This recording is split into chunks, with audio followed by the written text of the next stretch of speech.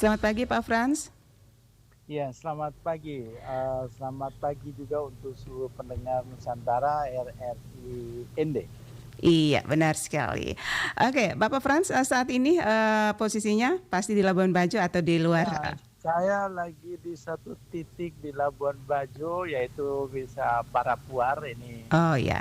dengan view yang sangat cantik di pagi hari. Kebetulan kami baru menyelesaikan yoga meditasi di satu titik ya dengan pemandangan yang fantastik. Oke, luar biasa ya Pak ya. Pasti masih banyak yang untuk dibenahi di tempat wisata tersebut ya Pak Teguh ya. Iya, iya, iya. Oke. Topik kita pagi hari ini Pak menjawab peluang dan tantangan wisata religi di Flores BPLBF gelar webinar. Kapan Pak gelar webinar ini Pak, boleh tahu?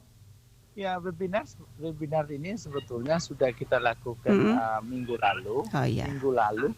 Minggu lalu dan kita menghadirkan para pakar, narasumber, di antaranya itu ada Monsinyur Sipri Hormat dari Uskup Ruteng dan juga Romo Chen itu salah satu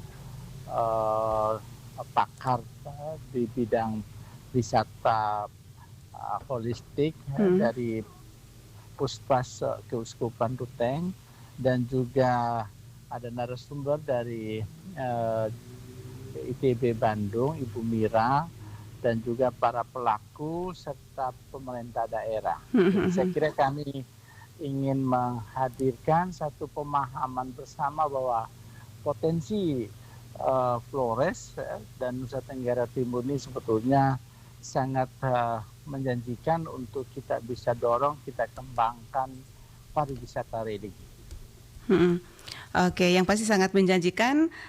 Tentunya pasti ada tantangan dan soal untuk peluangnya juga sangat besar ya Pak Teguh ya. Tapi tantangan ini ya seberapa besar tantangan? Ya, saya kira kalau kita melihat katakan misalnya dari sisi potensi atau kapasitas kita ya, mayoritas masyarakat kita ini adalah masyarakat yang beragama ya, tentu ada tempat-tempat wisata yang atau tempat-tempat peribadatan, prosesi, ritual yang selama ini menjadi kebiasaan masyarakat kita dengan ada misalnya di Semana Santa di Larantuka, terus ada festival Golokoe di Manggarai Barat, dan juga ada berbagai ritual prosesi Gua Maria, terus ada juga kunjungan ke gereja dan sebagainya.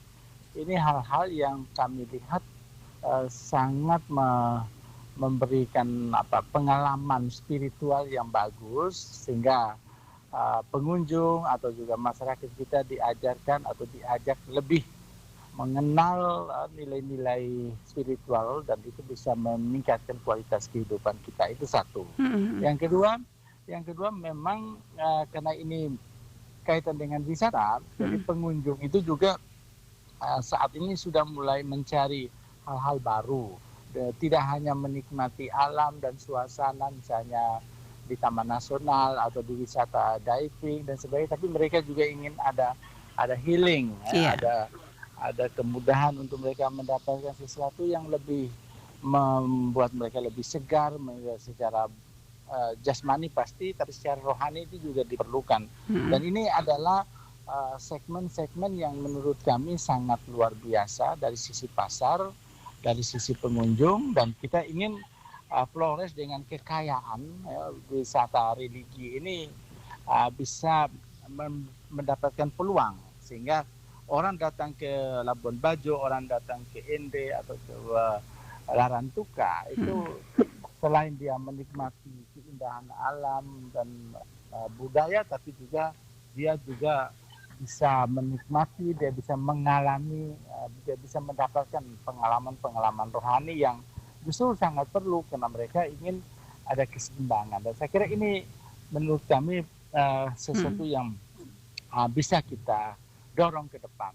Dan tentu kalau bicara tantangan kita sekali lagi ingin agar wisata tempat-tempat apakah gereja tua atau juga Gua Maria atau provinsi ritual ini dikelola, dikemas dengan baik, ya, SDM-nya, manajemennya, jadwalnya, terus juga jalur wisatanya. Ini ya saya kira tentu terkait juga dengan infrastruktur, terkait juga dengan kesiapan masyarakat kita untuk menerima juga selain apa peziarah-peziarah yang dari lokal, ternyata juga ada peziarah dari luar yang sudah berstatus sebagai pengunjung, dan mereka sebetulnya juga ingin dapat pengalaman, jadi dia bisa menginap di rumah atau juga di homestay, atau dia bisa dapat makanan khas, dan saya kira ini seluruh ekosistem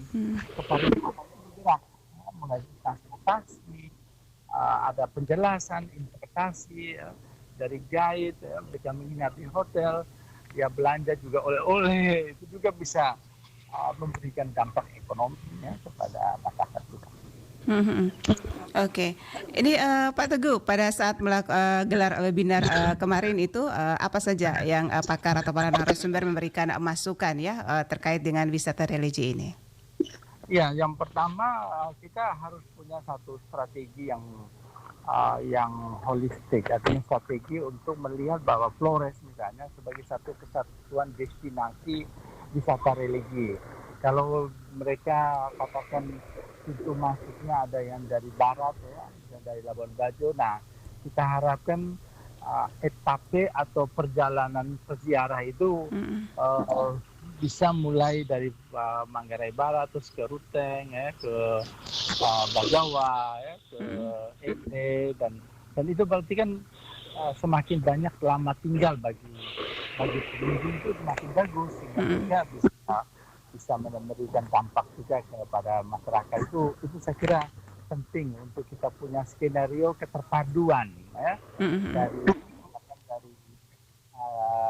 gereja, ini ada beberapa keuskupan, jadi kita perlu lakukan kerjasama yang lebih optimal, sehingga selain ada industri wisata yang juga membawa rombongan atau perjalanan wisata, itu juga mereka kita harapkan juga ada kemudahan untuk mereka yang bisa melakukan perjalanan secara mandiri, dapat informasi yang bagus. Nah, informasi ini menurut saya kami penting sekali. Jadi kita perlu ada satu sistem informasi yang lebih terpadu, apa saja potensinya, kapan jadwalnya, terus kegiatan itu ada di mana, aksesnya ke sana seperti apa. Itu adalah bagian yang kita perlu kerjakan. Selain penataan fasilitas itu dengan infrastruktur yang memadai, ya, saya kira itu juga menjadi concern kita. Jadi ada beberapa rekomendasi konkret bagaimana kita bekerjasama dengan pemerintah daerah, dengan tokoh-tokoh masyarakat, dengan komunitas, supaya pengembangan wisata religi di Flores ini bisa menjadi satu alternatif bagi kunjungan atau pergerakan pariwisata di Labuan Bajo, Flores, dan juga di Nusa Tenggara Timur. Iya, baik. Ya, terima kasih Pak Teguh atas waktunya pagi hari ini. Ya, kami dapatkan informasi yang sangat luar biasa. Salam sukses selalu. Ya, mudah-mudahan semua program dari BPLBF sendiri ya sangat mendukung untuk masyarakat dan juga ya khususnya dan masyarakat NTT umumnya. Terima kasih sekali lagi. Terima kasih. Selamat pagi. Ya, selamat pagi. Selamat melanjutkan aktivitas.